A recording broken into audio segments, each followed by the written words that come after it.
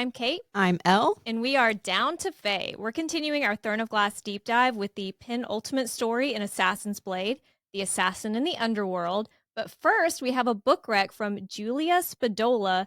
She's on IG and TikTok. She posts very cute what I wore today content on TikTok specifically. And just so you know, her credentials, like, not a big deal. She was a moderator of the Dramini Live Journal community. Wow. I think that was a while ago, but she checked and she's still in. So nice. Those are the street creds. She's also insane. And her book rec is very on brand for that. She recommended, and I know what my brain filled this in as, it's split or swallow. I saw spit or swallow. Yeah, I also did when I was first reading that. Okay. Julia says, my book rec with my whole double D chest is Split or Swallow by Lindsay Straub. This was a recommendation on either Goodreads or Kindle after reading something absolutely filthy and weird. That the algorithm will get your number so quickly. And I mean, really, you read one weird thing and it just, you get the weirdest stuff after that. Our Kindle Unlimited, like if you go down and scroll through what it's recommended, I'm like, can someone delete this when we die? I mean, let's talk about what Kate read with the milking farm. So now we get all kinds of recommendations. No, what happened was Ice Planet Barbarians, when I was on like the 20th book, the shit that started popping up feels illegal. I mean, actually, I probably need to start reading that because Alona Mar also said she read that. I love her, by the way. That's the rugby player who got really big in the Olympics. Yeah. She's very funny on TikTok. She loves ACOTAR and Throne of Glass. She's love just that like for us. Yeah. All the girlies. So I lost where I was because I was so excited. So to be honest, Julia says she also thought the title was Spit and Swallow when she first saw it. And she was like, yeah, bet. But you know what? It's not. It's actually Split. I was obviously intrigued, and so I went to read the book synopsis in which the author writes, this book is not safe to read at work, and Split or Swallow is like fanfic Draco Malfoy if he went on The Bachelor and had to compete with a snake. My reaction was a toss-up between try me and an enthusiastic sign me up. She says the lore and world building is kind of murky, which is to be expected with this, but it is 750 pages of snake fucking and then 750 pages of snake fucking. Snakes. What? Snakes, not really. But okay, I'm assuming we mean shifters. And so also, like snakes. Don't act like you don't already know about snake shifters because we read that Dark Fae series that is the Zodiac Academy. Oh yeah, that's one of my favorites with the basilisk. Yes, we're into it. He's so sexy. Okay, so to the synopsis. Centuries ago, humans arrived, who knows from where. Doesn't matter. That's fine. In a world that was already inhabited by basilisks.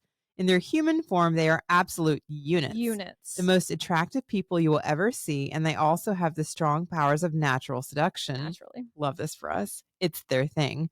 And then, following the snake lore, in their true forms, their gaze is deadly. Snake lore. What are we doing with I just love it. It's just canon. Like, this is part of the yes, lore. Part of the snake lore. That we all just know. That's so funny. So in their true forms, their gaze is deadly and they're afraid of the rooster crow or whatever Jenny Weasley said. The humans coexisted peacefully among the basilisks. I hate saying that in plural form. While the snakes' natural urges took over and they could not control themselves and became deadly to humans. When I first read that, I was like, they couldn't control themselves. That's what I was hearing. Going? The humans who stole their land did what humans love to do, and they began a war in which they realized the mere reflection on their armor scared the shit out of the snakes. They then built a wall. Humans love walls with mirrors on the outside to keep the snakes contained. They really outsmarted them on a basic level. I'm just having a moment of like, what? The snakes are looking like, I mean, okay. It's very, it's like part of the snake lore, I'm assuming, is Medusa. Like because their stare is supposed to be deadly. Like, you're supposed to die if you look into a basilisk's eyes. So, but like when they're humans, aren't they like cool mirrors? Like, I don't know. Like, can you imagine an absolute unit of a man who sees a mirror and is like, I mean, I'm misreading too much into it, I guess. Don't ask questions.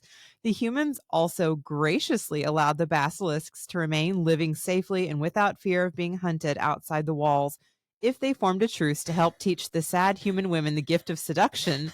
so that what the hell? So that the heirs of the royal family wouldn't have to marry complete losers. Mhm. Totally. It makes no sense, No, but it's yeah. our inciting incident, folks. When there's a prince who reaches the age of 20 and needs to be married off, all the human girls who are his same age will be sent outside of the human lands to be taught how to seduce and fuck by their very own basilisk. No, I mean, if I'm on, okay, I'm just nodding my head like, I mean, the explanation is that it's to help produce heirs. Yeah. No, that makes total sense. Of Our main course. character is Tim, the poor Tim with an E. It's not like a little guy It's like named Tem. Tim, the poor 20-year-old daughter of a single mother who runs a chicken farm. She is in the running to be picked to marry the Prince Leo. That is not who I would expect to be in the running to marry Prince. But she is sent off nightly to the caves to her very own basilisk. His name is Caspin, and he is sexy as fuck. And it's clear from their first interaction that there is chemistry between them. I'm just like, your prince is so bad in bed he can't teach you seduction. No, Like, you they guys want can't. the women to be good in bed. I They're know. teaching the women to seduce the men. I'm It just makes sense because what man doesn't want a woman that's already fucked snakes? right. Yeah. Perfect. Like, he doesn't have to worry about measuring up to them. Like, that's not Mhm. weird. The author does say that she recommends you go into the book blind. Too late. So we don't give too much away. Prepare yourselves for a lot of smut. I have to. Can you imagine making this recommendation where, like, it's actually one chili pepper on the spice scale? This is more about the story and the world building. Yeah, no, not this time.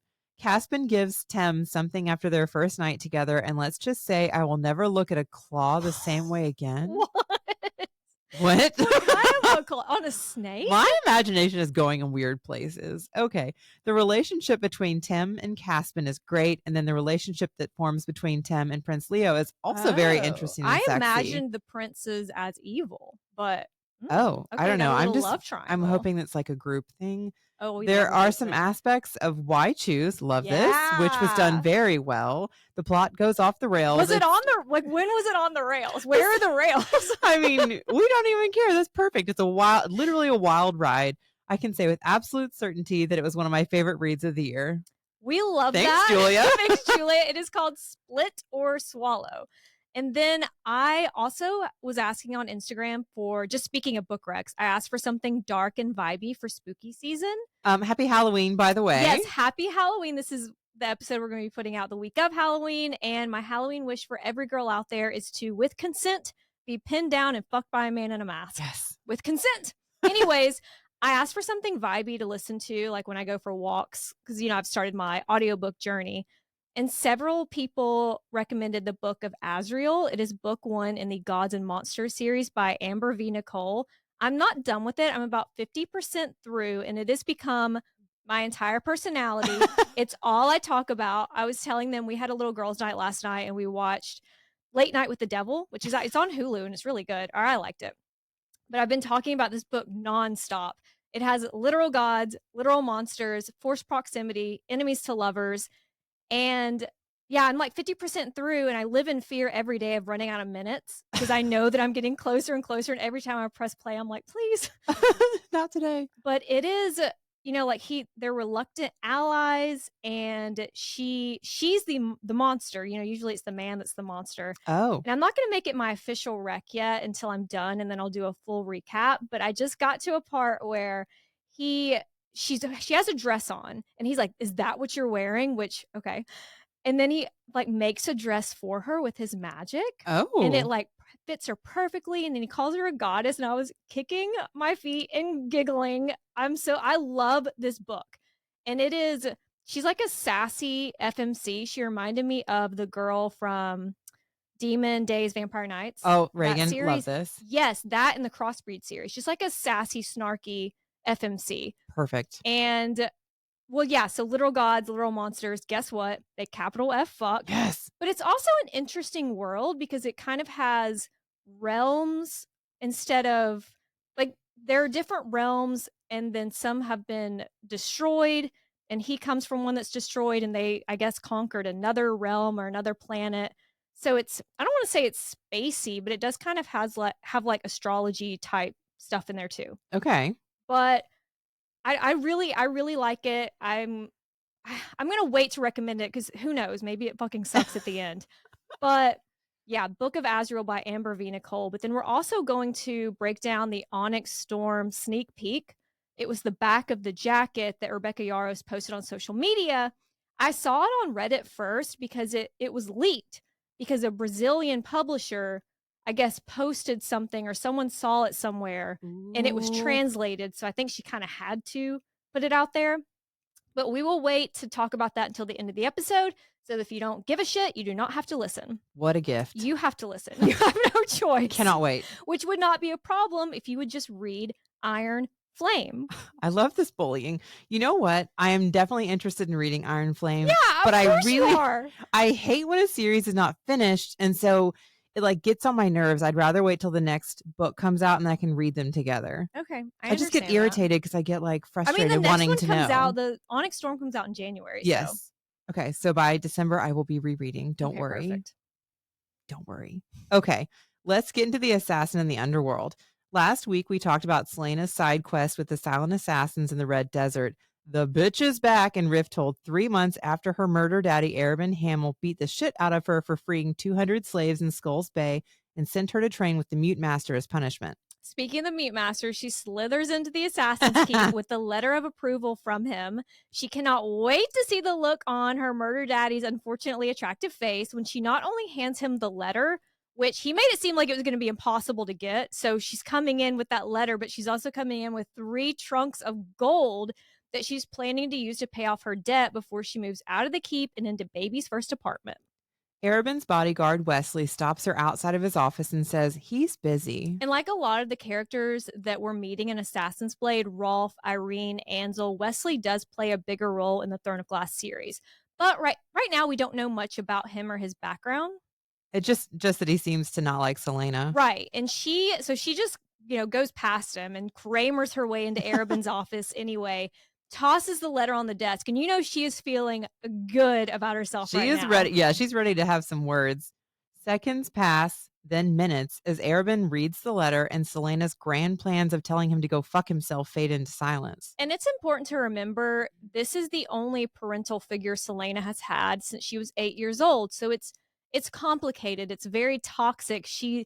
At some point, she's literally like, is this guy my dad, my lover, or my BFF? So even though she came in with all that bravado, being like, I'm going to be like, fuck off, and then I'm going to go live my life. Once she sees him, and he especially, I don't know what you'd call it, like a flex, I guess, of where he just kind of keeps her waiting while he's reading it. Yeah, and she doesn't disturb the silence. He still like asserts his dominance over her. And dominance. It's a small way, but he like not puts her in her place, but it's just reminds her. Yeah, and and of course some of it is probably the exuberance of youth, but like the last time she saw him, he like beat her half to death. So she has every right to be angry, and she's had all these months to like fire herself up with all these things she's going to do. We've all done that. Like when you have a meeting with your boss, and you're like, I'm going to walk in there and be like, oh, she can do her own PDFs. She can learn how to save things. And then you get in there and you don't ask for your raise, or you accept less than you deserve. Like, this is very relatable. It didn't seem very hard. He just kind of took the wind out of her sails very quickly. Right. There's just obviously so much abuse and grooming. It's understandable why she's confused. Again, like you're saying, he's been a parental figure, and of course he's taken care of her. And then like although he what is the word I'm looking for? This basic word? I don't know. Oh my god, he does have to punish. I'll get around it. He has to punish her, whenever she's been bad. He does so much to like pamper her and tell her how special she is that like it's a cycle of abuse. Yeah, there's just the way that she looks at him. She sees him, but she doesn't. Like she sees all the terrible things, but she doesn't. She's a little naive when it comes to him. Well, she makes excuses for him. Right. Because of the like ways that he's done things to pamper her and make her feel special. Yeah, maybe he was lashing out because I pushed him to lash out. Yeah, maybe it was me. It's abuse. Well, and when he does punish her, he makes it seem like it's all her fault and he's doing this to help her. So again, it's the grooming and the gaslighting that she's like, you're right, it was me. Again, sometimes he treats her like a daughter. Sometimes he's brushing his finger on her cheek. It's just like, I don't know. It's weird. It's too so much. Weird. But he's also beating the shit out of her and sending her to kill people. He educated and trained her, but he did charge her for it. And he used that debt to trap her. And I don't even know if there's a distinction on Arabin's side. He doesn't look at her as a daughter or a lover. He looks at her as property. Also, Arabin, you also have to remember, is the only one who knows who Selena really is. So there's that bond because of that. It's toxic and it's a trauma bond, but it's still a bond on her end. It's the only person who knows who she is. So as much as she's looking forward to throwing everything in his face and walking away and having that moment, it's really hard.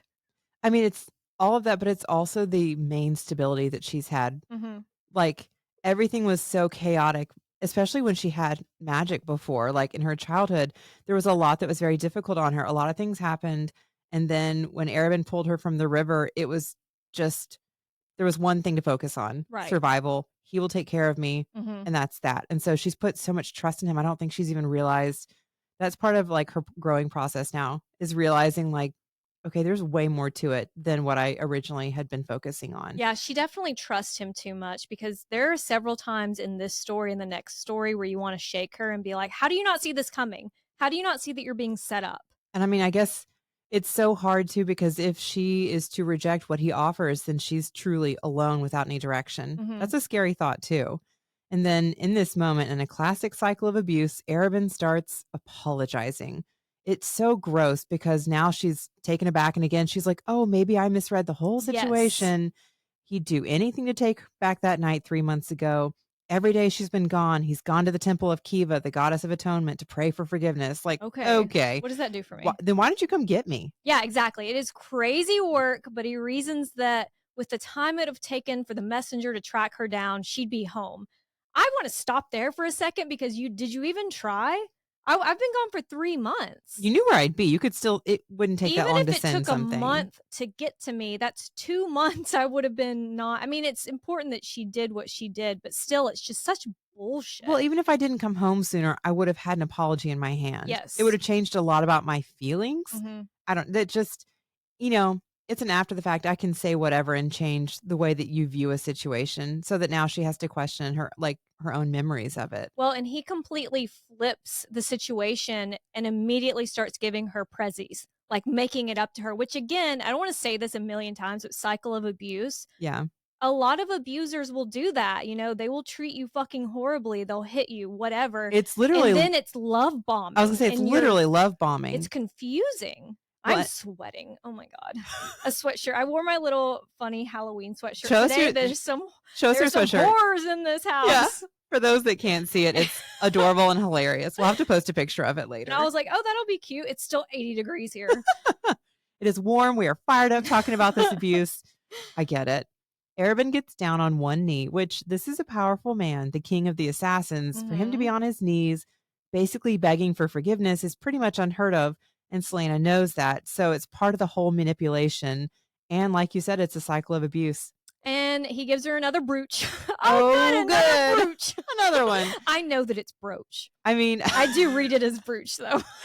I have to keep reminding myself that Selena is 17 at this Yes, point. So she's mentally like already thinking of dresses that'll match. And of course, this is exactly. how she's been groomed for the last, what is it now, like 9 years. And it So works. It it does what it's distracts supposed to her. do. Yeah, it throws her off balance. She had gone in there daydreaming of this moment, telling him, "I'm moving out. I'm paying my debts." But she can't make any of those words come out. And you know when you start gaslighting yourself, like, was it as bad as I remember? Did I misread? Did I push him to do something? And it's a lot more complicated with Arabin and Selena, but we've all done that with an ex. Like, it's different, but we have all done that, like, kind of romanticized our own lives and looked back and been like, "Was that as bad as I remember it?" Well, and you know what I feel like with social media, it's become not easier, but more people are talking about being gaslit and dating Mhm. sociopaths and just Yes. the way situations can be manipulated. But she is basically still a child. None of this information is out there for her. And Mhm. he seems so genuine when he apologizes. It doesn't occur to her that with all her training and acting lessons that he could be acting. It Right. just, she's like, oh no, like he would be genuine with me. He wouldn't play games with me, which again, I'm seeing the real him. this is her only stability. So, Yeah. like, she can only question it so far before she's going to be in a scary place totally alone. So, she's Mhm. going to take it at face value.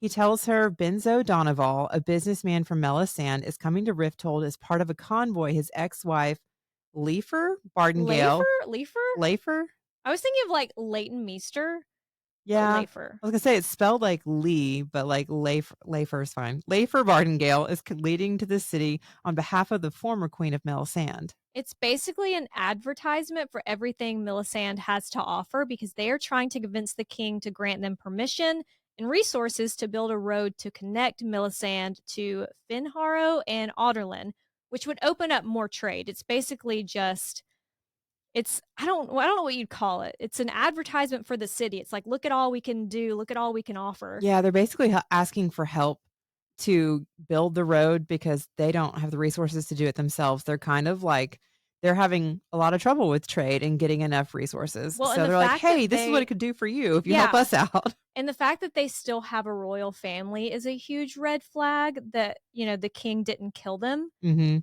because that means they're on the wrong side of history. Yep. But really, the convoy will be in Rifthold for a week of parties, markets, and a gala in 3 days to celebrate the harvest moon. But Benzo Donoval is here to allegedly undermine his ex-wife Lafer. Now that you say it, Leifer sounds better. I don't know. Leifer? Leafer? Okay. Lafer? No, I think Lafer sounds better now that I Does say it because I'm it? like, Okay. Leafer? Whatever. Whatever. Now we get to the air quote gift part of this. Arabin says Benzo is trying to set up a slave trade agreement between himself and someone in Rifthold.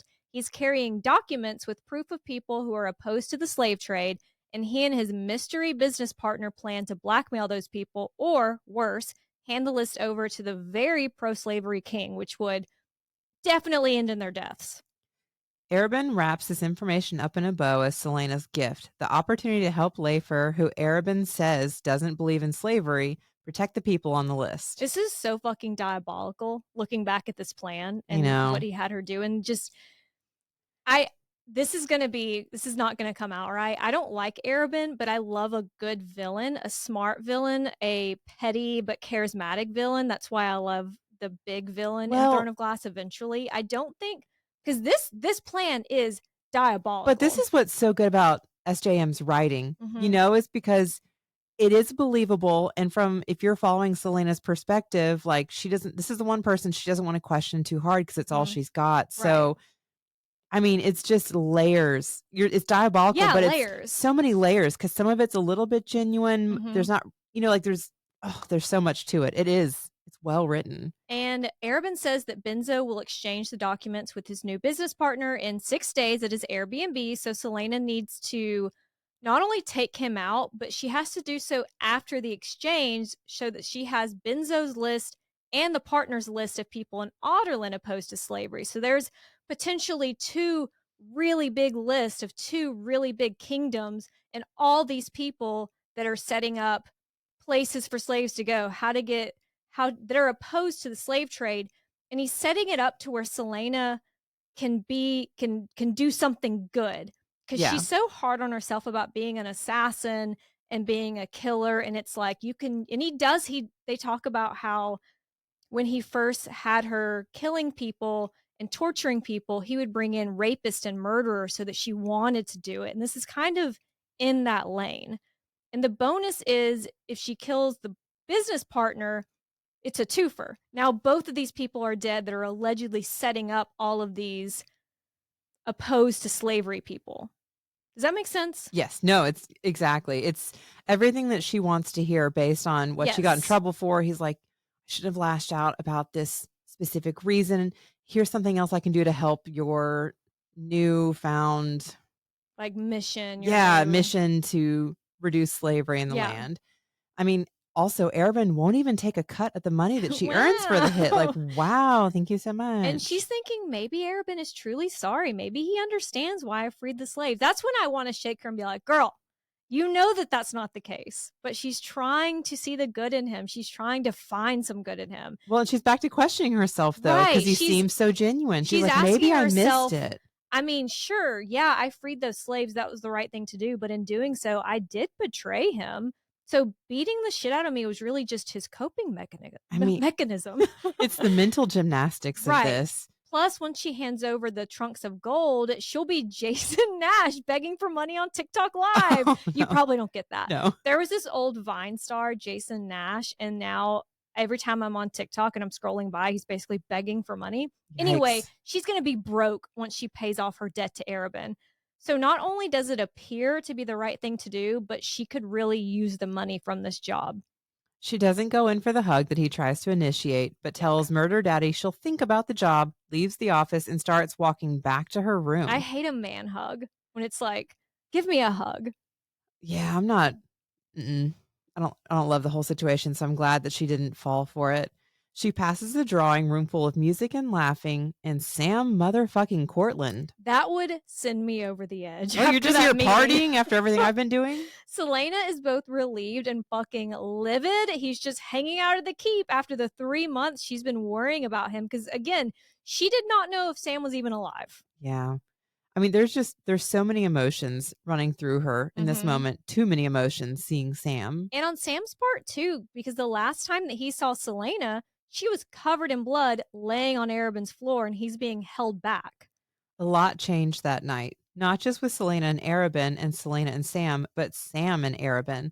The last thing Selena heard was Sam yelling that he would kill Arabin. And she's like, now I just want to sit back and relax when all of a sudden I hear an agitating, grating voice, fucking Lysandra. Ugh. And we will only be talking about characters like Lysandra in the context of this book, meaning all we know so far is that she is a little bitch. A little bitch that's hanging all over our Sam. I did highlight, though, where Selena calls Lysandra's smirk feline.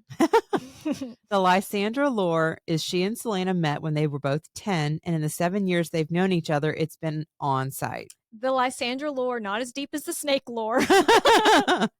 Like he did on Selena, Arabin spent a lot of money on Lysandra, but not for her to be an assassin, to be a courtesan. This whole thing is so gross. It's so fucking gross. Like, the fact that nobody's like, this is gross. Mm-hmm. Ugh. Anyway, just gets me. Lysandra and her madam are the only courtesans aware that the girl Arabin calls his niece, Selena, is actually his protege. When Selena complained about the risk in telling Lysandra, Arabin assured her that she would not tell anyone. Almost as if she has a secret of her own that she's protecting. And I don't know that's for sure because I don't know what Arabin did and did not know about her. Yeah. But still, it does seem like a big risk. Yeah. To put that out there. Selena has to stop herself from punching Lysandra, an impulse that she's always controlled except for once when they were 13. Speaking of courtesan lore, Sam's mother was one of Arabin's favorites before she was murdered by a jealous client when Sam was 6, which explains the soft spot that Sam has for courtesans, especially like Lysandra. He takes up for her. He's like, yeah, she's a bitch, but think about her situation. She's no better. It's in some ways worse than ours. It's not like she chose this or knows anything that she's in for. She's trapped there, you know? Right. Lysandra is there for a luncheon celebrating her upcoming bidding in 6 days, one where her virginity will be sold. It's disgusting. So gross. And it reminds me of Archer. Yeah. Because didn't they also talk about his bidding? Yeah, I think it was like one of the top sales they've ever had. Hey, that was another character. The characters in Throne of Glass are so layered and complicated because they can be villains and victims at the same time. Mm-hmm. But sick of watching the little show Lysandra is putting on with our Sam, Selena runs to her room and slams the door. Very mature. She's had a very mature day. Not giving away my feelings at all. I'm fine. This day did not go how she expected. She wakes to another Prezi, this one 2 gold hair combs. I would be like, great. What do you want me to do with this? But they're shaped like fish fins with a sliver of sapphire. And she talks about flipping them into place. And it reminds me, maybe a month ago, I was on TikTok and I saw someone use a hair comb. I had been using them wrong. Not that I use them very often. I've been doing it wrong my whole life. Did you know that you like push it back and then you flip it? Yeah. Flip it over? You did know that? Yeah, to secure it. Okay. Well, I've just been letting it hang in my hair. Not that I'm like a courtesan or an assassin getting a lot of gifts. Not that I wear a lot of hair combs, but like back in the day when it was cool, I definitely had some with like glittery butterflies. It would fall out of my hair and I'd be like, well, how is this staying in everybody's hair? This is not going as exact, but I just I'm trying to envision hers and I just imagine like these crazy spikes. I love it. So I was like, I'm not seeing this correctly, but she loves it. So I guess that's great. And of course it goes with everything that she owns. Of course. Arabin is a grooming predator asshole, but he does have good taste. Yeah, he has good taste in it, but it is fucking creepy that he knows her wardrobe so well. Like, it's always things that matches dresses she has. Like, can you just imagine? I've been like, a guy you're dating doesn't even notice what color you're wearing, but imagine he's like, this will go with that one dress. It's kind of like he's dressing a doll. Yeah. Ugh, yeah. A doll whose hair and nails look like shit after a month in the desert. So even though it's raining, it's time for some pampering. And it being rainy season is an important detail, so put a pin in that. I do love when she gets to the salon, they're like, oof, girl, do they not have tweezers in the desert? But on a deeper level, she is accepting presents from Arabin. She's going back to the salon. She's taking jobs from Arabin. She's staying in the keep. And for someone who, she admitted to the meat master, her biggest fear was like things going back to the way they were. She has slipped right back into old habits one day after being Well, and she's home. not realizing she's like, I can keep the presents and not forgive him. I'm Right. like, no, you've accepted it. So like subconsciously, you're already acting like things aren't as big a deal. And it's gotta bother. We do know it bothers Sam. We find out later that Sam's like, what the fuck? Like, I think probably at some point we've all had a relationship where there's a fight and somebody brings us something and you're like, I'm not forgiving you because you're still mad, but But like give me the purse. you've accepted whatever it is they brought. So like you don't even realize that you're already like letting your guard down. I have that one nice purse that I never carry because it's too nice, but it's Burberry. Yeah. It's like my one nice designer thing. It's from an ex-boyfriend, and I was like, "I'll take the purse. I Get mean, out of here." if you really didn't take him though, that's awesome. I mean, yeah, Yeah, see, it was on and off. that's what I'm saying. Like, you did nothing wrong. These things Thank happen. you. But now I still have the purse, so who won? Right. I think the problem here is just that Selena doesn't even realize that she's letting her guard down. She's like, ah, please. It's Yeah. just things, Yeah, but it exactly. is things you're accepting. So even with the rain, people are out watching the convoy from Melisande, which includes jugglers, fire eaters, dancers, and brightly painted covered wagons. And the wagons containing the clever little devices Melisande is known for, those wagons are closed, so Selena bounces because that's all she really wanted to see. Yeah. The whole Melisande being known for tinkering for clockwork makes me think of the Dawn Court and Akatar, Ooh. which is known for tinkering, clockwork, and healing magic and clever things. And I don't know if you remember Nuon, Hmm. the master tinkerer from the Dawn Court. She created sweet little baby Lucy's eye, which we don't even really know what that is yet. I'm convinced that he can see through people's clothes. Ooh. But It's very like Mad Eye Moody. Okay. yes. No, it's not like that. It's because it's sexy. Right. Okay. I just can see through things, is all I'm saying. But I doesn't it have little carvings on it? Like, have we ever thought about whether those little carvings could be word marks? Because I I have a lot of questions about that character, was the gonna say, Tinkerer. I don't remember, but I don't see why it couldn't be. And do you wonder if they called her about Feyre's pregnancy? Because I feel like she would have been able to make something I figure, well, like a yeah, as you medical say that, why device. didn't they? I That's don't the know. healing court. Like, that is weird that they didn't call her about Farrah's pregnancy. Yeah, now we're all going to be thinking about it. Reese has some splaining to do. He has a lot of splaining to do. The next morning, after officially taking the job from Arabin, Selena is taking on a new neck-to-toe black fit made by one of those master tinkerers with fabric dark as leather but without the sheen, like a suit of armor, but skin-tight and made from some strange cloth, not metal, with hidden blades she can release with a flick of the wrist.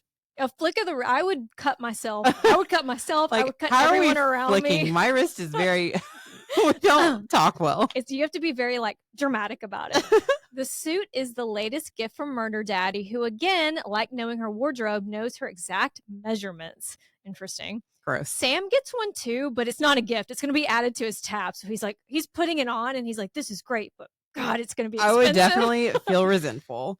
Once Arabin leaves, Selena asks the man that if she were to give him a square of spider silk, the one we know she was given by the merchant in Xandria, could he put it into the uniform over the heart? And we talked about spider silk in the last episode, but quick refresh. Spider silk is made from giant spiders that trade in dreams, memories, and years. The material is lightweight, but very strong and very, very hard to come by. So when you read this, you're assuming that she's adding it to her suit because it's expensive, it's hard to come by, it's durable. Yeah, why not? Mm-hmm. She runs into Sam on the way out, and he's like, "Oh, another gift?" And I can understand his reaction. He watched Arabin beat the shit out of her, then send her to the desert. And then she comes back and she's living in the keep. She's accepting prezzies. She's acting like everything's cool because he doesn't know her plan to move out and pay her debts and about the apartment and everything. Yeah, it's also probably a little bit jealousy. I mean, Hmm. there's always been that almost like competition between them for Arabin's attention, but it's also like, I don't know, what are you doing, Selena? Sam, Her loyalty to him, like, what are you doing? right. And Sam asked how she could forgive Arabin, and she asked how he can spend so much time with Lysandra. Oh, someone's jealous. Those are also not the same Those are thing not at the same all. thing, but it's also not by choice on Sam's part. For somebody that thinks everything through, I'm like, Selena, you're just putting it all out there, like She really says obvious. a lot of things where he's just everything he says, oh, I bet Lysandra loves that. Just like I very mean, me as a 17-year-old. I'm like laughing, like, come on, girl. But I definitely at some point wouldn't be able to hold my jealousy in either, like Mhm. when I was younger. Bless her. Selena kept running into Sam in the keep, but hadn't put it together that this was his punishment. And his price for air quote forgiving Arabin's oath that he'll never lay a hand on Selena. And that is a lot to process. Speaking of Arabin, he tells Selena that Benzo is going to be at the theater that night so she can use his private box for spying. And Selena would never turn down a trip to the theater. We know from Throne of Glass and Crown of Midnight how much music in the theater means to her. She doesn't know until she gets to the carriage that Lysandra and Sam will also be attending the theater. Great news. Great. Great. From the box, Arabin points out Benzo, a tall, middle aged man with pale blonde hair and tan skin. Not particularly handsome, but not a complete uggo. Like Kale. Not exceedingly handsome. That's what she says about Arabin, too, though. He's Yeah, alluring, not handsome. alluring, yeah. Also, Benzo's ex wife, Leifer, is also in the box. As are three giant bodyguards. Bodyguards who pay attention, so they're anti chaos. Anti-chaos. Sam and Lysandra join Selena and Arabin in the box, and Selena looks at Sam and tells him, "You look handsome," and then spins back around in her seat. When the lights dim, Sam brings his mouth close to her ear and tells her she looks beautiful. And Ooh. she's just like, Can't believe this happened. She turns to the stage as the music sets the vibe of a world of shadow and mist, a world where creatures and myths dwelled in the dark moments before dawn. there are so many Massverse trigger words. I was literally vibrating I was like, that's as I so read specific. that. Yeah. The story is about a prince seeking to rescue his bride and the cunning bird that he captures to help him do it. Which feels a little bit like foreshadowing some events and characters that we can't discuss yet, but just remember a prince rescuing his bride, put a bird on it. Selena is so moved by the music, tears are streaming down her face at the end, which I don't know. I went one time to see Wicked with our friend Scott, and he started crying, and I was like, okay. I don't want to upset anybody that loves like Broadway musicals, but those are not really my thing. It's just not going to make me cry. Look, music can be very intense for me. I can't watch it like on stage. It just doesn't hit me the same. You know what does make me cry? I was showing Elle these little AI generated cat videos. That I keep Literally a cartoon cat crying, and I was like, "Oh, the baby!" But it's the song that's like meow meow meow meow One more time. meow meow meow meow, and they make me So sad. so sad. Well, they look so pitiful. They have It's this like big this sad one cat eyes. that didn't have enough money for a new outfit, and the other cats at school are making fun of it. No. Oh, It's and so it's just sad. you know what? I love AI. I know we're not supposed to, but humans could never do that. They really get us. Cats could never act like that. Lysandra doesn't miss an opportunity to make a dig, but Sam tells her because Selena's over there crying, so of course Lysandra's going to clown on her. Sam tells Lysandra to shut the fuck up, and they leave Selena as she claps for a comically long time because she's the last person in the theater and she's still clapping. That's like, a little overkill.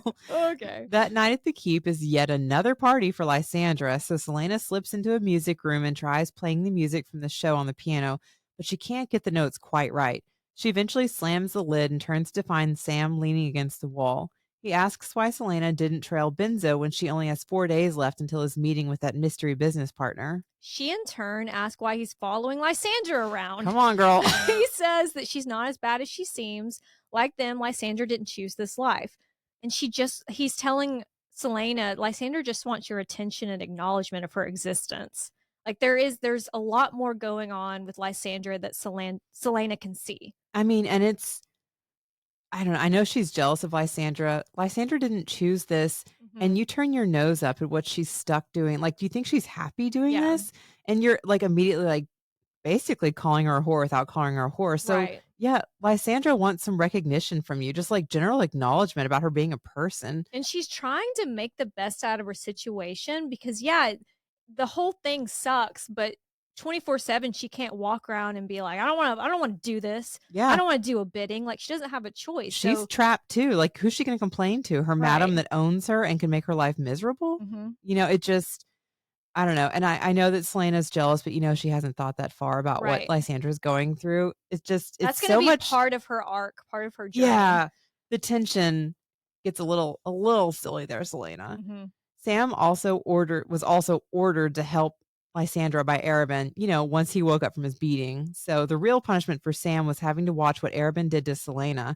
And when Selena asks why that would be his punishment, he's like, "Bitch, you know why?" You know why. He LOLs when she asks if he's going to bid on Lysandra. Like, come on. What did he just admit to you? Like, come on. And he's like, "Are you afraid that we had a summer romance?" But she wipes that smile off his face very quickly by implying that she got dicked down by the son of the mute master. She's like, "Oh, did you have a summer romance?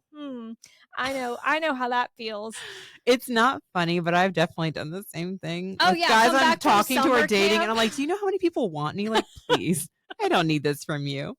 As Sam is turning away, Selena asks him to help her with Benzo. She offers him half of the money, but he says ruining another slave trade agreement is enough for him. He has a lot of debt. That should probably not be enough for him. He should But probably that take some of the money. certainly speaks well of his character. Right. And they scope out Benzo's Airbnb the next day, spending 6 hours on the roof across the street. Not only do people come and go all day, but there are guards and servants everywhere. She spots the private study Arabin mentioned, but doesn't know what time the meeting is going to take place. She only knows the day. Anyways, so the Meatmaster's son, huh? Then she's always Perfect saying stuff timing. about Lysander, but then he's like, anyway, so what happened? Uh-huh. And she does admit that nothing happened. And when he admits that nothing happened with Lysander, it's like, okay, Okay. nothing happened with either of us. Guess we're still on the same page for Mhm. now. Now that that's established, they trail the bodyguard to Melisand's street festival in honor of the harvest moon. Something else to put a pin in, the city has dammed up parts of the sewers to let them fill with rainwater. Then tomorrow night, they're going to unleash them to sweep all of the trash into the river, which Ugh. Al Gore and Leonardo DiCaprio would hate that plan. That does not seem like a very good plan. Ugh, everything about it's so But it gross. does feel like something you would read about, like, Paris or London doing Oh, back yeah. when the Oh, yeah. rivers were so The polluted. early sewer situation is But so gross. Paris is now like, "Oh, yeah, the river's fine, people can swim in it." Everyone's throwing up after the Olympics. Oh, yeah. Oh, God, yeah. They follow the bodyguard to a bar in the slums, and while they wait, they wonder if Leifer has had any luck in convincing the king to fund the road. I'm sorry, I feel like they should have put this together by now. I know the more we say it, though, I'm like, what do you think is going to incentivize What him? Yeah, Greed. What's he exactly. going to get from this And trade? she He's is the fine. one in the meetings with the king. She's the one trying to get on his good side. Yeah. This story and the next one especially, I kinda wanna scream at them and shake them, but they're so not brainwashed. They're also young. They're They're young. still learning. They figured out a lot of things, but like some of this, it's not like they have movies or like Right. books they can They refer don't have to. TikTok. Social media isn't explaining how the world works to It's like them. when I got a tattoo before Pinterest really existed, and now I regret it every single day because I Oh, see actual cute tattoos and I'm like, "Fuck. I damn just it. picked a font off the wall." They did their best. Disgusting. To his credit, Sam does wonder why Leifer even wants the road built if she's so eager to make sure the slave trade stays out of Melisand. Which is a good fucking question, Sam. Like that, let's keep going with that thought. Yeah. When Selena gets out of the bath to start getting ready for the Harvest Moon party that night, she notices a pile of papers on her bed with a note. Try not to stain them with your tears when you play. It took a lot of bribes to get these. It's sheet music for the performance they'd seen That's so only last sweet. night, the one Selena was trying and failing to recreate on the piano. And look at the difference in Arabin and Sam's presence. Arabin gets her pretty tings, but they're things he could have given to anyone or could Yeah. have come from anyone. There's nothing personal or meaningful about anything that Arabin's giving her, But Sam saw how moved she was by the performance, saw her trying to play the music. I don't even know when he found time to do this, but it's very sweet and thoughtful and someone who really sees her. Well, and she was saying the sheet music's not even available yet because they're Right. testing out the show to see if people would even like it. So And he how was did he with get her all this? day. Yeah, who does he know? How did they do this so quickly? They attend the Harvest Moon party at Leifer Bardengale's Riverfront VRBO, and anyone who is anyone is there, including maybe a few members of the nobility. Arabin introduces his air quote niece, Diana, interesting name choice, to the hostess, but she seems to know pretty damn well Selena isn't his niece. There are a couple times she notices Leifer looking at her Mm-hmm. in like a knowing way. Mm-hmm. In fact, she and Arabin seem to know each other very well. Ooh. Mm. Selena and Sam are there for more recon on Benzo. The biggest question still being what time is the meeting where the documents will be I'm having a day. What time is the meeting where the documents will be exchanged? Benzo is tucked into a corner surrounded by courtesans, which, as we know, is especially triggering for Sam. And it's not helping his case of not being a piece of shit the way that he I mean, acts. yeah, he's like openly like groping and kissing on like 4 different women, like out in the middle of this party. Like, ugh. Also, he has some nerve acting like this at his ex-wife's party. Again, not helping his image in Selena's eyes. Ugh. And he's an interesting character. Like, Benzo is clearly a sleaze, but you can't always judge a book by its probably behind in child support cover.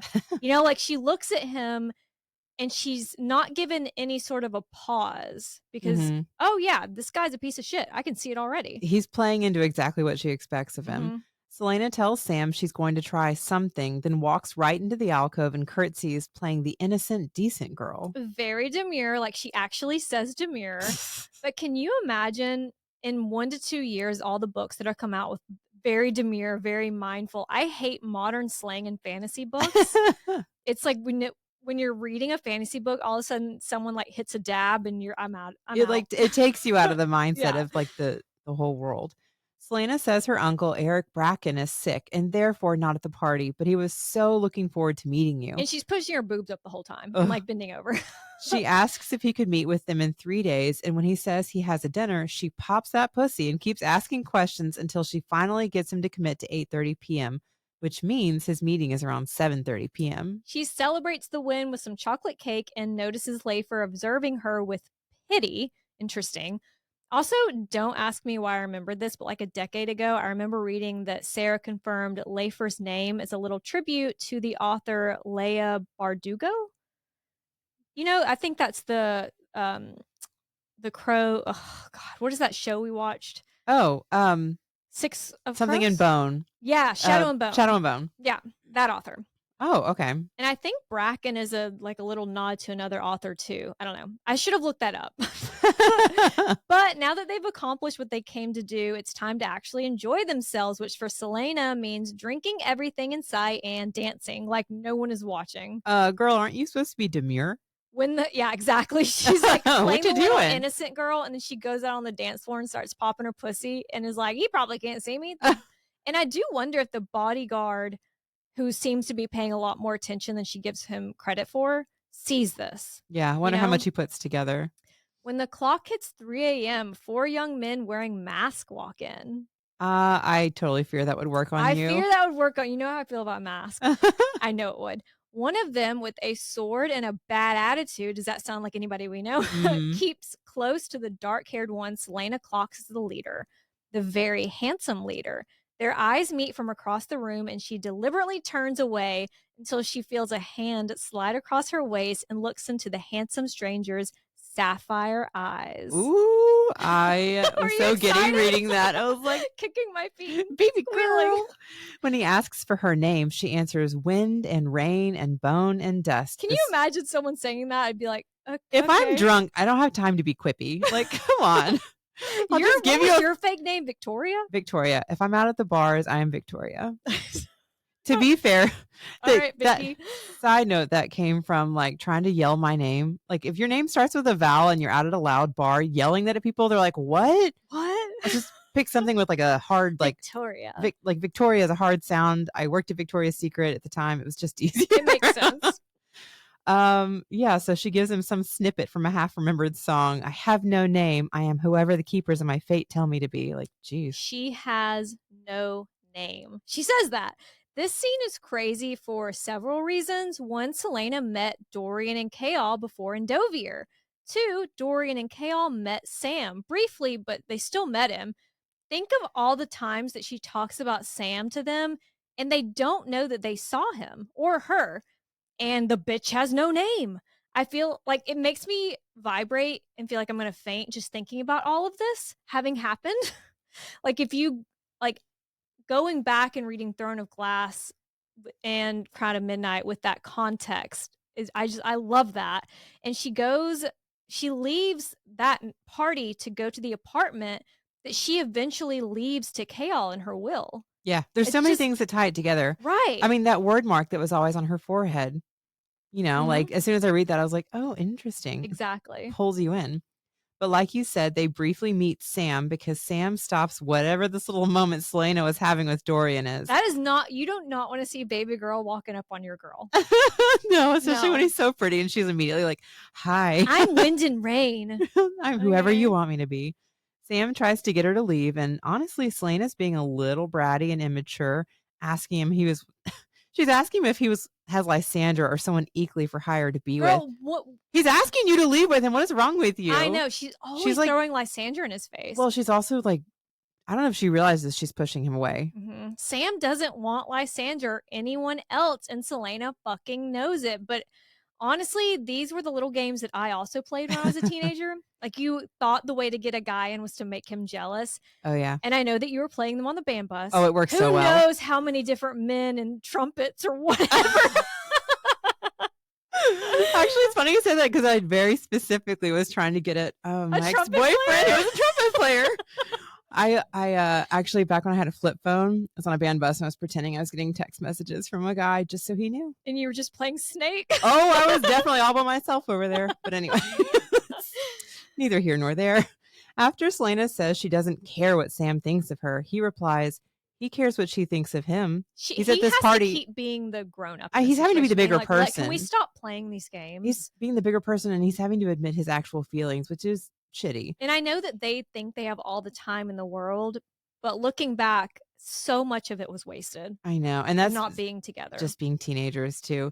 But he's literally at this party for her. He's at the party for her, but that doesn't mean he's going to hang around and watch her flirt with undercover Dory. She hasn't even thanked him for the sheet music yet.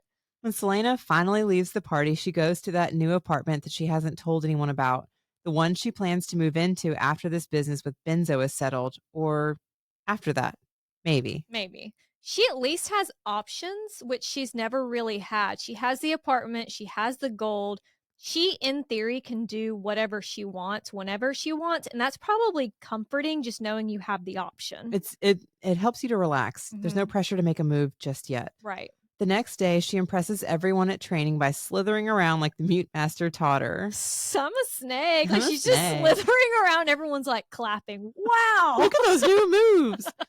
It's also very Violet trying not to watch Zayden when they're training because Sam has his shirt off and it is a bulking season. Oh, yeah. She references more than once how he's bigger than the Mhm. last time she saw him. Selena plans to get into the Airbnb study to get a sense of how many documents there are before the meeting, but Sam is on guard duty for Lysandra's pre-bidding rehearsal. And you know that pisses her off. Yep. She says that she can handle it alone. That's a mistake. And Sam says that he'll stop by to see if there's something he can do to help, just in case she needs him. Aw. And she does. He grabs her hand and tells her to be careful. Then Lysandra and her Madame Clarice sweep in. Clarice is the brothel madam, and BFF was Arabin, so red flag. Selena's like, gotta go. Not all of us get to lie on our backs all day. Damn, Girl. I mean, it's like one of those, like, she can't help herself, can't but help it's herself. so below the belt, so brutal. I mean, I get that you hate her, but she's 17 and her Yes. virginity is literally about to be up on a bidding block. Like, it's so gross. And I know Mhm. that Selena doesn't understand that Probably Right. just from her age and lack of, like, making an effort to see somebody else's perspective, but Yeah. geez. Benzo isn't home that night. He took several of his guards with him wherever he went, though she hasn't seen that main bodyguard with them. Another red flag. Red flag. It doesn't mean the house is completely unguarded. There are several guards patrolling the grounds, plus whoever is inside that she can't see. She has got to stop busting into places when she doesn't know the full Well, scope. this goes back to, like, you're supposed to be the best, but, like, you're going in without all the information. If you're the best, shouldn't you wait to Yeah. make sure you're secure? She slips past the guard on the side of the house and enters a second-story window right into the study where she's immediately attacked. She's slithering around. She's new boot gooping because she has her new little fit. But there are a lot of guards, and she's eventually knocked unconscious and wakes to the sound of water and male voices. Is there anything worse to wake up to I mean, than male voices? oh, this how things proceed from here forward. I was like, this is so gross. So fucking I would be gross. so disgusted. Selena is bound by ropes to a chair in the sewer. The Mm. bodyguard that she assumed had the night off, Philip, slaps her awake and asks if she really thought they hadn't noticed her spying for days. That's so embarrassing as you're supposed to be She's Adelyn's so assassin. sneaky, And right? but I just imagine she's on the roof for 6 hours a day looking across the street at them, and they're just watching her like, "You see her? Yeah, I've seen her the whole time." Well, like every time something happens, she's like, these idiots just let me I'm like, Girl, you that got should be a red flag, Selena. Well, and with the next story too, which you have not read yet, there are so many moments where you want to be like, they clearly see you. They clearly know what's going on. Well, I'm so afraid of reading the last section because I know what's coming and Yes.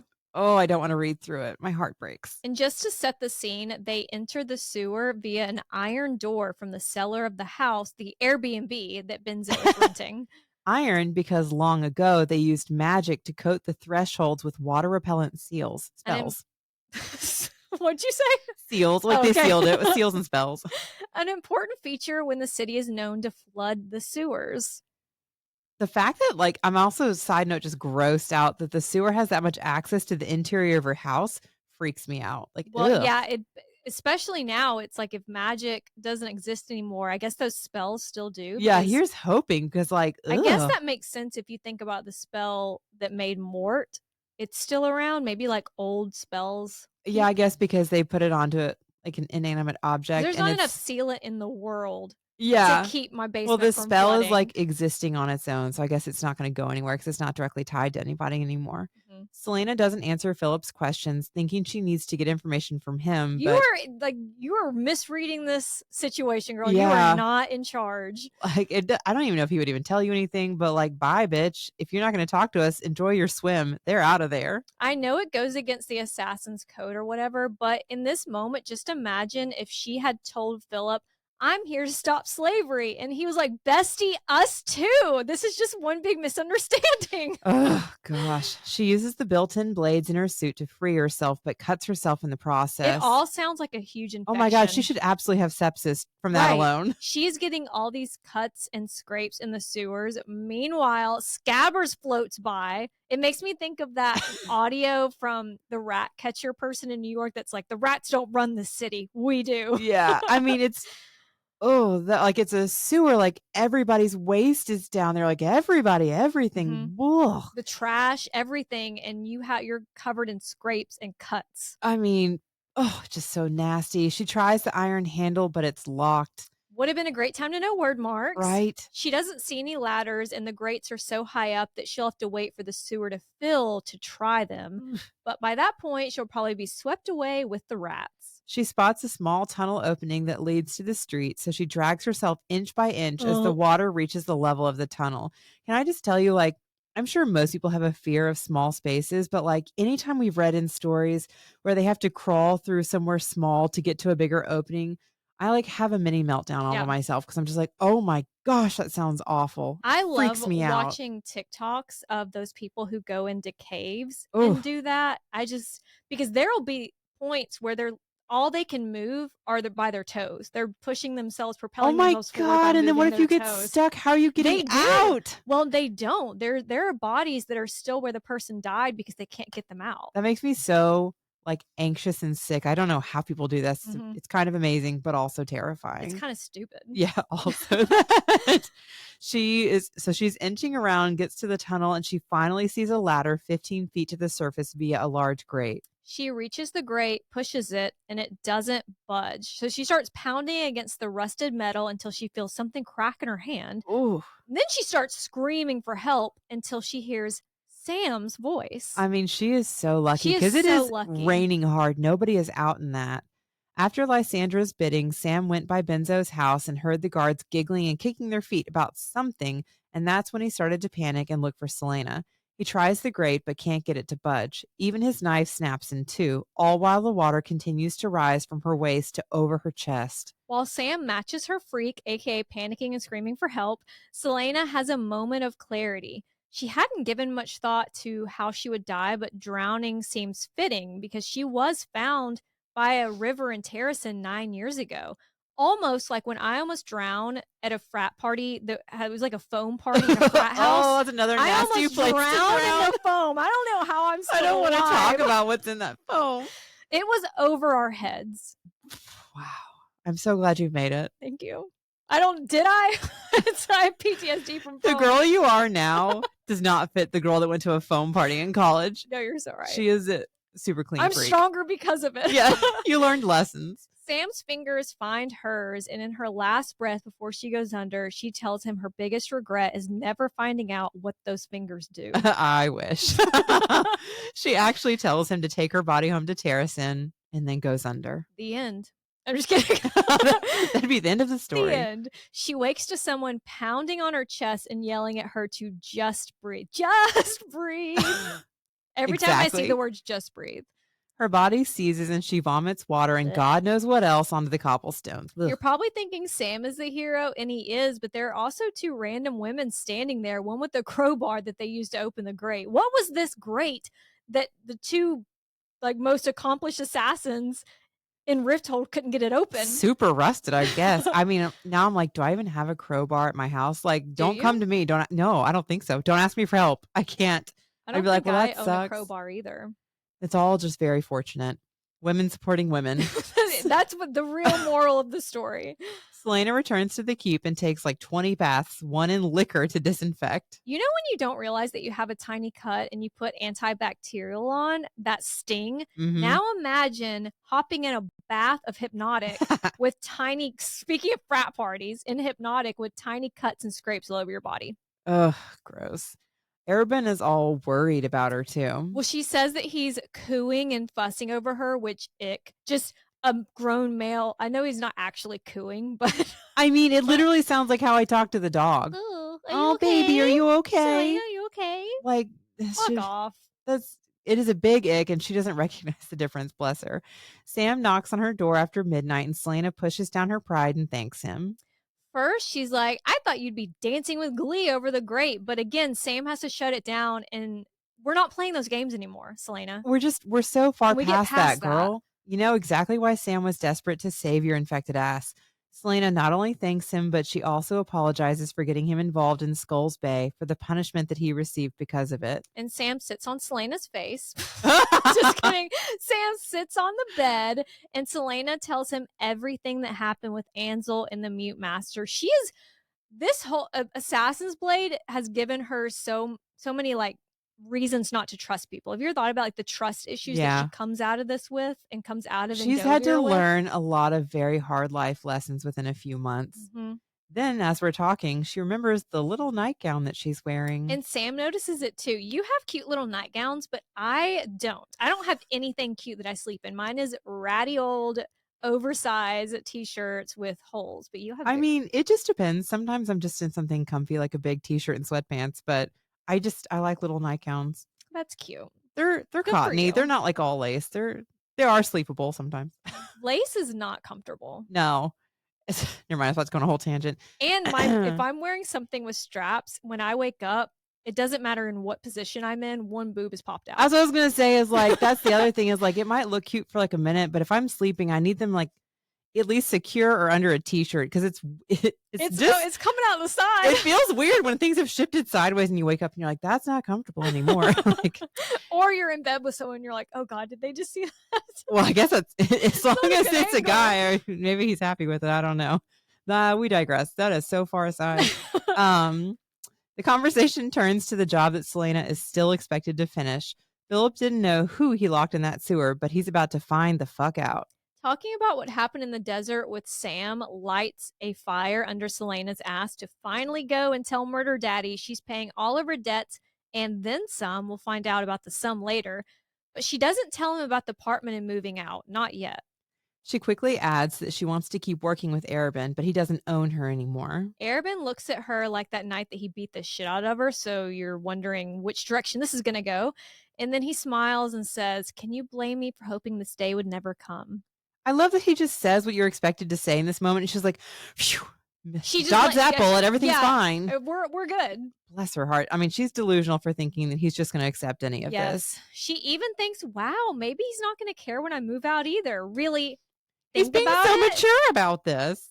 But also, Arabin did this to himself. He sent her to the Mute Master, and now she came back with trunks full of gold. So all of this has to be, it's all pissing him off, but knowing that it was his punishment that ended in her having the reason that she can leave has to really piss him off. Yeah. He tells her good luck with Benzo tomorrow and to let him know if she needs any help. When she says, as long as you don't charge me for it, he has the audacity to look hurt and say he'd never do that to her. You literally started a tab when I was 8 years old, and you kept track of everything you did to help me become a weapon for you. An assassin that makes you money, but then you charged me. So, of course you would do that to me. What do you mean? It's just the fact that then he turns it around on her because she actually feels bad for even thinking it. It's just, we keep saying grooming, but it's so sad. Mm-hmm. She's back in the sewers that afternoon with Sam, who's wearing his new fit. What Philip doesn't know is not only did Selena not die, but now she knows another way into the house, the iron door in the sewer. While they can't open it, Selena's plan is to stake out the door, and when servants open the door to take out the trash, they're going to slip into the cellar and hide until Benzo's meeting. As they take a romantic stroll through the sewers, Sam, romantic. It must smell great. Sam, who is rightfully suspicious at how easily Arabin accepted Selena's Venmo, says he's thinking of going to Banjali, the capital of Ilwe. Not for a mission, but to potentially open a murder franchise in the South in 2 weeks. He would have left sooner. I mean, he spent the whole summer daydreaming about killing Arabin, but he waited for Selena to come back to make sure that she was safe and okay. That was the entire reason that he stayed until now. And Arabin didn't make it easy on him. He didn't recommend him for missions, just assigned him to help Lysandra and Clarice.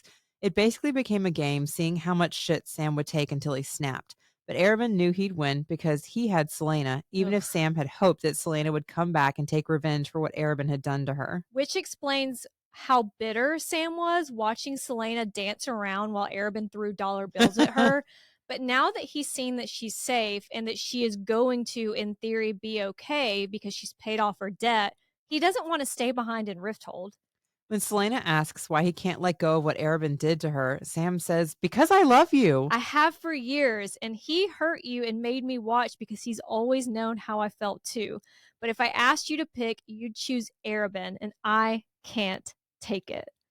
But he's wrong. Specifically, he's a moron, and he's an ass and a damn idiot, because she would obviously pick him. And they finally kiss. I take back wanting her to bang Rolf and Elias and like everybody we've met in the other stories, because I do love that her first kiss is with Sam. I mean, even if it's in the sewer. Even if it's in the sewer. I wish her first time had been with Sam too, but we're not even going to get into that. Yeah. The what ifs.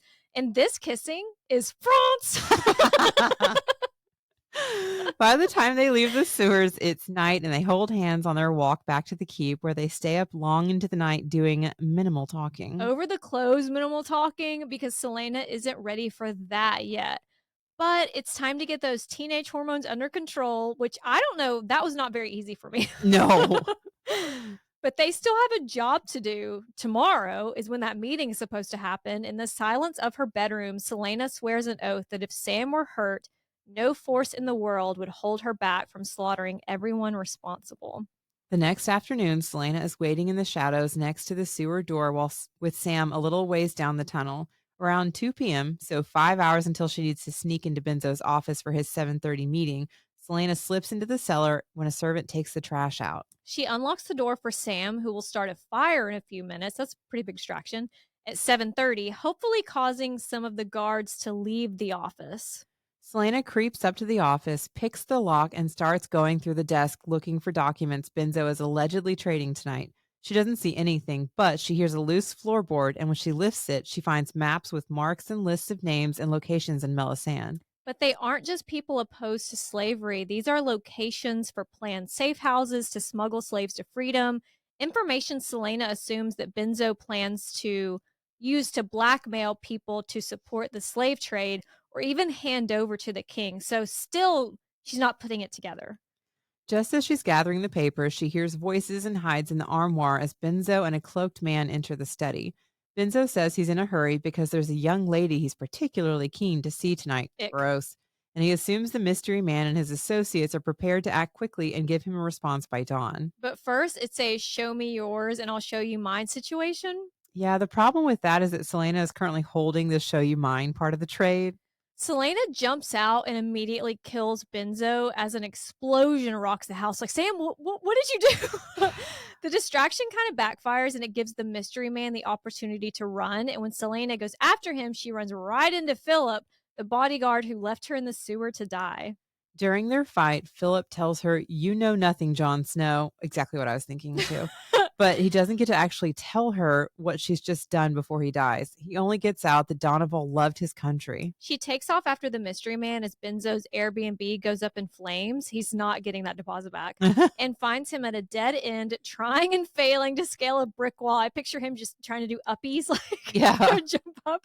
He pulls out a pile of papers and lights them on fire, then grabs a vial of poison and unalives himself. She manages to save half the documents, which, like Benzo's papers, have names and locations of safe houses, but these are in Otterland, some stretching as far north as the border with Terrason. But if he were going to trade these to blackmail people or turn them into the king, why was he willing to die for them? Because Jon Snow and Selena know nothing. She knows enough to realize that something is wrong, something is off. So She's just now putting together something's off. yeah, she picks up the documents, lights a match, and burns them. She finds Sam, who was discovered and shot in the cellar. Are we sure these are the two best assassins? I got some questions. But Sam was shot in the heart, but thanks to the spider silk, he's still alive. Selena, back when we heard that she was asking the master tinkerer about putting spider silk into the suit, and we assumed that it was going to be her suit, she was having it put over Sam's heart. Love that. It's so sweet. He doesn't know that Selena's behind it, though. I would take credit. I can't believe she loves taking credit. I know. Well, like, they've clearly expressed their feelings to each other, so, like, tell him. Right. He just thinks, wow, okay, no wonder this shit was so expensive. Yeah, this is worth it. Later, Selena tells Arabin that Benzo's partner burned his documents before she could get to them. But she gives Arabin Benzo's papers, which he then sends to Leifer. Selena lies and says she didn't read the papers, and Arabin tells her she won't be getting paid because Leifer wanted a body in both documents, and Selena only delivered one of the three. That What is a not what waste. you want to hear after almost being drowned in the sewer. And then what just happened is you're actually not going to get paid. You know, and it kind of, I need to go back and reread the beginning of the story because I'm like, did he clarify you had to leave a body visible for her? You just said you wanted him dead. So, Yeah. like, it's all very sneaky. Right. And, like, it makes me think of, like, fairies and other stories where you have to be very explicit about the things you say so that they can't manipulate and twist it. The way I read it is she probably was paying an Arab and just kept it. Like, I wonder how many jobs it wasn't perfect. And he was like, "You're not getting paid." And then she actually did get paid. Oh, yeah, he just kept probably the did money. keep it. It just feels like he manipulated the words again. Yes. Just it's very sneaky. Arabin asks if she really hasn't figured it out yet. Like, this is him being such a little bitch. It's so petty and cruel. But and it's like, you already beat me, and I thought you were doing something nice, and now you're just pulling the rug out from under It's her more again. punishment, but you beat the shit out of me. You sent me to the Red Desert. Like, how much more punishment am I going to take for that? I wonder if she had not paid for her freedom yet, if he would have been this brutal with her. Well, didn't he offer her this quote unquote gift her first day back before you knew?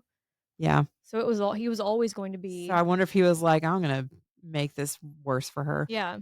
Um, But yeah, he's asking her, "Have you not figured it out yet?" yeah, there's not really any trade agreement, at least not between Benzo and his source. The real meeting about the slave trade negotiations have been going on in the glass castle between the king and the I Lafer. mean, obviously, Like, Selena. yeah, the king is the one you have to incentivize him to build a road. Like, why else would he Yes. do it? He has everything he needs. That's how Lafer is getting him to build the road. Which means the men that Selena killed were opposed to slavery, were trying to trade information to set up safe houses to help people across the entire empire. Like she just it's it has it's like a snowball effect. This is bad for a lot of people. I mean, it's so brutal for Selena too. Like, she didn't just kill them; she handed over documents to Lafer, who's going to use them to blackmail the people to support the slave trade or face the king. Like, there's so much more to it, so many Mhm. layers. That's why I kind of love him as a villain is because the plans are diabolical. It's Yeah. cruel, it's layered, it's petty. This is the real punishment for Skulls Bay for ruining that deal with Rolf back with in the Assassin and the Pirate Lord. And yeah, he's a smart villain. Throne of Glass villains are, I think, just better than Akatar and Crescent City villains, I which is mean, crazy because she wrote Throne of Glass first, but you just don't get that level of well, because it's ongoing. You Mhm. never know where it ends, and it's a horrible life lesson for Selena, but she's gonna have to learn to question everything. Like, it's Yes. so sad. She literally can't trust anybody. Mhm. Hopefully Sam, but like I mean, to be fair, Arabin's been giving her red flags. She just didn't want to hear it. Yeah, she's But colorblind. but she's gonna now have to she's learning the hard way. She's gonna have to pay much more attention and ask more questions. And she does. I mean, when we see her after in Dovier and all the other books, she does not trust people. No, and she definitely There's sneaks in reason. and checks everything behind them, which Mhm. I get it. I'm type A. I need to double check too. There is one good thing that comes out of Lafer being in Rifthold. Selena sold Casita, the Asterian horse from the Red Desert, to her. So not only is Selena's debt to Erwin paid, but so is Sam's. And this fucking asshole plays it off like, "Oh, good. I'm broke after spending all of your money you gave me on Lysandra's bidding." Him saying, "Why shouldn't I enjoy Lysandra after That's all so these years gross. investing in her?" is so That is gross. disgusting. And Like, him using she's Selena's money on someone that he knows that she hates is so petty. It's so again, layers. It is layers of punishment and cruelty. I know that she doesn't know enough about the world to see it, but he's showing how callously he takes human life. Mhm. He thinks very little of you guys. Again, Lysandra is a possession that he has put money into building and doing more Mhm. for, and now he's going to make use of her. Like, that's so gross. He never saw her as a child or a person. And it's so gross to me that he knew her as a child. Like with Yeah. Selena and with Lysandra, these were just two girls that he took in very young. They were just what's the word I'm like, we're not pawns, but like investments that he could Yeah, use they for were his own benefit investments. later. Uh-huh. Ugh, It's disgusting. yes. And months ago, this probably would have sent Selena over the edge, but things are different now. She's free. She has an apartment. She has Sam, which I think is really the deciding factor in all this. Yeah. She tells him not to look for her for a while because she might kill him if she sees him before then. And he says that he is looking forward to the fight. And as she's leaving, three tall men walk in. And I want you to remember this for the next episode when Selena recognizes three men, but she can't remember where from because I think it's these three men. It's Oh, never confirmed, but oh shit.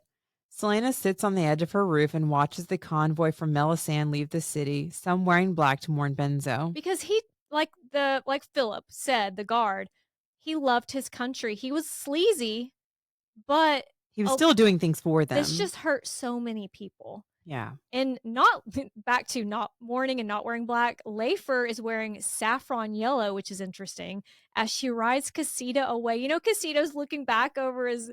Are you sure about this? Not only is she rid Lafer, not only is she rid of her ex husband, but she was successful in convincing the king to fund the building of the road. I really wish, I know that it wouldn't have mattered in the story. I kind of wish Selena just shot her with an arrow I as she was know. riding On her away. way out of the city. Again, yeah, it wouldn't have changed the fact that she got played, but yeah, that woman deserves it. Sam joins her on the roof, and you know what? Even with the title Underworld, a hooded figure on the roof makes me think of Underworld, the movie. Yeah, the actual movie. Yeah. Anyway, Sam joins her on the roof of their apartment. And when I say there, He's a squatter. He's like, what do you call a squatter that's invited? A guest? He's not paying rent. Bless him. Sam tells her that from today onward, he never wants to be separated God, from her. it's so devastating. Wherever she goes, he goes, even if that means going to hell, 2 L's itself. Wherever she is, that's where he wants to be forever. She kisses him and they live happily ever after if you stop reading the series right now. We'll pick up with the Assassin and the Empire next week. Then after that, we'll start our Era of Fire deep dive with chapters 1 through 8. And I'm so excited for that. For just picking up, like, I've really enjoyed Assassin's Blade for like the context and giving more to the story, but continuing the story. Oh my God, Era of Fire is one of my favorite books in this series. I think it's one of my favorites too. Maybe second favorite. I really like Queen of Shadows. Yes, also that, sure. In the meantime, if you guys don't mind, and rate and review us wherever you're listening. I hate saying like my body physically recoils like trying to ask people to do that, but just if you have time. If not, it's okay. No worries. But if you really loved us, you will. I'm just kidding. Just kidding. But we really appreciate any reviews, ratings, and follows that we get. So thank you. And let's talk Onyx Storm. Huge Fourth Wing spoilers ahead because we are talking about the excerpt that Rebecca Yarros posted on social media. And I'm going to have you read it, even though you did not finish Iron Flame. You have no choice. But I am learning as we go. Thank you so much. I mean, someone spoiled it for you, though, Iron Flame. Honestly, I have no idea what you're talking about. It was in there was a group text where someone was talking about it. But so like there's things that I may or may not know, but I don't know specifically what you think's been spoiled for me. So that's probably okay. Fine. The ending, because you would know. If you know, you know. I don't. Okay. Off the top of my head, I'm like, I could guess, but like it's not registering enough because I need to read through it. Okay, well, I will still have you read the excerpt that again was, I think, leaked in a Brazilian copy of the book, and then she had to post it. Okay, so this is excerpt from Rebecca Yarros' social media post. Power rises, humming through me with insistent demand, and I lift my right hand, aiming my palm toward the sky of the open amphitheater. Zayden vanishes. Sorry. Kate typed it wrong. Zayden vanishes from behind me a second before I release the strike. You're astounding, he says, but you need to learn to find me. Shadows rush against my skin, and less than a breath later, they're gone, leaving me staring at Zayden's retreating back as he climbs the stairs. This demonstration is over. I expect you all to become... God. I expect you all to come prepared next session, he says over his shoulder. Why me? I ask, more than aware of the other cadets staring as I find my balance. Zayden! He doesn't show so much. He doesn't so much as pause his ascent, because you're the only one capable of killing me. Oh, okay. The top also has I will not die crossed out and I will save him. It sounds to me just like trying to put that in the context of the story that they're training. It's like a group training sesh. Because you're the only one capable of killing me in front of people makes me think everyone is aware that Zayden is Venin at this point and that they're training specifically for the Venin. And I'm assuming Andarna will be a big part of that. Girl waited 650 years to hatch just to bond with Violet. I'm hoping they're capable of healing Venin, aka saving Zayden and or Violet's father. Her father? My crack theory, or just theory, is that he's the Venin general, or Mr. Sorrengail isn't really her father, maybe, or it would mean that Brennan and Mir are half siblings. Honestly, we could do a whole theories episode like we did with Akatar. Anyway, before I get too off the rails, back to the excerpt. I don't think it means that Zayden is going to die or get to the point where he's maybe asking or begging Violet to kill him, but he's clearly worried and wants her and everyone to be prepared to protect, not just to protect everyone, but to protect from him specifically, if it comes to that. But I don't put too much stock in Rebecca's excerpts because she plays too much. She plays with us. Remember when she shared the line, I reach for the buckle of Zayden's belt from Iron Flame? And that was out of context. Our minds all went somewhere, and that's not where it ended up. But we will keep you guys updated with any new excerpts or sneak peeks, which I'm assuming we're going to get more and more Onyx Storm I don't know, teasers. Oh, she's definitely going to play. Yeah, she's going to play. She enjoys that too much. We'll see y'all next week for The Assassin and the Empire. Thanks, y'all.